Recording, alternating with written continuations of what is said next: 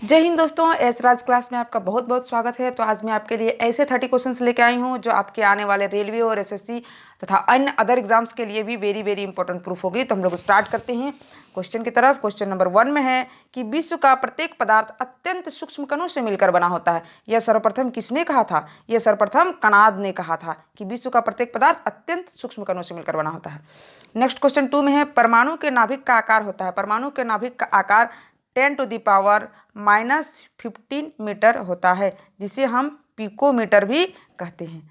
अगला क्वेश्चन 3 में है कि न्यूट्रॉन तथा प्रोटॉन के संख्याओं के योगफल को क्या कहते हैं? न्यूट्रॉन तथा प्रोटॉन के संख्याओं के योग को हम द्रव्यमान संख्या कहते हैं। क्या कहते हैं? द्रव्यमान संख्या। नेक्स्ट क्वेश्चन 4 में है परमाणु भार का अंतर्राष्ट्रीय मानक है। परमाणु भार का अंतर्राष्ट्रीय मानक C12 होता है, C12। नेक्स्ट क्वेश्चन 5 में है कि रेडियोधर्मी पदार्थ उत्सर्जित करता है। रेडियोधर्मी पदार्थ अल्फा, बीटा और गामा रे उत्सर्जित करता है। अल्फा, बीटा और गामा रे उत्सर्जित करता है। नेक्स्ट क्वेश्चन 6 में है कि नाभिक से निकलने वाले विकिरणों में किसकी वेधन क्षमता सर्वाधिक होती है? तो वेधन क्षमता सबसे ज़्यादा गामा किरण की होती है। किसकी? गामा किरण की सबसे ज़्यादा वेधन क्षमता होती है। नेक्स्ट 7 में है कि लोहे पर जंक लगना उदाहरण है। लोहे पर जंक लगना ऑक्सीकरण का उदाहरण है। ऑक्सीकरण का उदाहरण एक लोहे में जंक लगना ऑक्सीकरण का उदाहरण है। नेक्स्ट 8 में है कि नीले लिटमस पत्र को लाल कर देता है। नीला लिटमस पत्र को अम्ल लाल करता है। किसी अम्ल में यदि हम नीला लिटमस पत्र को डाल देते हैं तो क्या करता है? लाल कर देता है। और क्वेश्चन नंबर 9 बता रहा है कि लाल लिटमस पत्र नीला कर देता है क्षार। किसी क्षार में यदि हम लाल लिटमस पत्र को डाल देते हैं तो वो कैसा बना देता है? नीला बना देता है।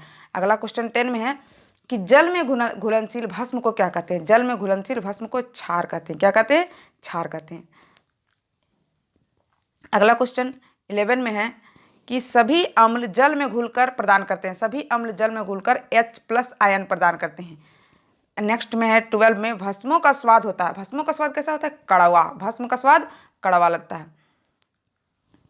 क्वेश्चन नंबर 13 में है कि अम्ल का स्वाद होता है। अम्ल का स्वाद खट्टा होता है। अम्ल का स्वाद खट्टा। भस्म का स्वाद कड़वा और अम्ल का स्वाद खट्टा होता है। नेक्स्ट क्वेश्चन 14 में है भस्मों के जलीय घोल में कौन सा आयन होता है? भस्म के जलीय घोल में OH- आयन होता है। OH- आयन होता है।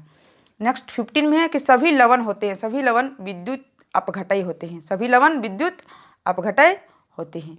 नेक्स्ट क्वेश्चन 16 में है कि NTP पर किसी गैस के 1 मोल का आयतन होता है। NTP पर किसी गैस के 1 मोल का आयतन 22.4 लीटर होता है। 22.4 लीटर होता है। क्वेश्चन नंबर 17 में है भारी जल का अनुभार होता है। भारी जल का अनुभार 20 होता है, जिसे हम D2O कहते हैं। जिसे हम D2O कहते हैं। अगला क्वेश्चन 18 में है ठोस पदार्थों की विलेयता ताप बढ़ाने पर क्या होता है? ठोस पदार्थों की विलेयता ताप बढ़ाने पर बढ़ जाती है और किसी द्रव में गैस की विलेयता पर ताप बढ़ाने से घटती है। द्रव में घटती है और ठोस में बढ़ जाती है। अगला क्वेश्चन है 20 में कि कोलाइडी रसायन का जनक किसे माना जाता है? कोलाइडी रसायन का जनक ग्राहम को माना जाता है। कोलाइडी रसायन का जनक ग्राहम को माना जाता है। क्वेश्चन नंबर 21 में निलंबन में परिक्षेपित कणों का आकार होता है। निलंबन में परिक्षेपित कणों का आकार 10⁻⁻5 होता है। 10⁻5 होता है। अगला क्वेश्चन 22 में है कि कोलाइड में परिक्षेपित कणों का आकार होता है। कोलाइड में परिक्षेपित कण होता है 10⁻⁻5 से लेकर -7 तक। 10⁻⁻7 तक होता है। नेक्स्ट क्वेश्चन 23 में है उत्प्रेरक की खोज किसने की थी? उत्प्रेरक की खोज बर्जीलियस ने की थी। किसने की थी? बर्जीलियस ने। नेक्स्ट क्वेश्चन 24 में है कि आवर्त सारणी में उदग्र स्तंभों को कहते हैं। उदग्र स्तंभ को हम उदग्र स्तंभों को वर्ग कहते हैं। उदग्र स्तंभों को वर्ग कहते हैं। और आवर्त सारणी में क्षैतिज स्तंभों को आवर्त कहते हैं। वर्ग और आवर्त। क्वेश्चन नंबर 26 में है आधुनिक आवर्त सारणी में वर्गों की संख्या 18 होती है। आधुनिक आवर्त सारणी में वर्ग कितने होते हैं? तो 18। और आधुनिक आवर्त सारणी में आवर्तों की संख्या कितनी होती है? आवर्तों की संख्या 7 होती है। आधुनिक आवर्त सारणी में आवर्तों की संख्या कितनी होती है? 7 होती है। नेक्स्ट क्वेश्चन 28 में है कि खनिजों में अयस्क से धातु प्राप्त करने की विधि को क्या कहते हैं? धातु कर्म। खनिजों में अयस्क से धातु प्राप्त करने की विधि को धातु कर्म कहते हैं। 29 में बता रहा है कि रणनीतिक धातु किसे कहा जाता है? रणनीतिक धातु टाइटेनियम को कहा जाता है। किसे कहा जाता है? टाइटेनियम को।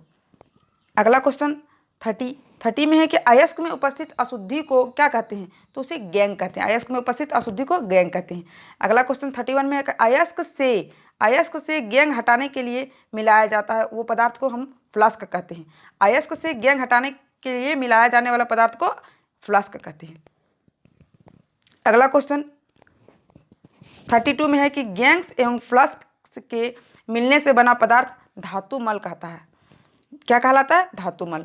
अगला क्वेश्चन 33 में है कि हॉर्न सिल्वर अयस्क है। किसका अयस्क है? चांदी का अयस्क। चांदी का अयस्क हॉर्न सिल्वर है।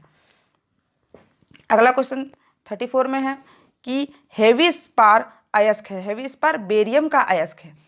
35 में है कि कौन सी धातु नाइट्रोजन में जलती है? तो मैग्नीशियम जो है वो नाइट्रोजन में जल जाती है। अगला क्वेश्चन और लास्ट क्वेश्चन, लोहे में जंग लगने से बना पदार्थ क्या कहलाता है? तो फेरिक एवं फेरस ऑक्साइड कहता है। थैंक यू दोस्त, मिलते हैं नेक्स्ट क्लास में।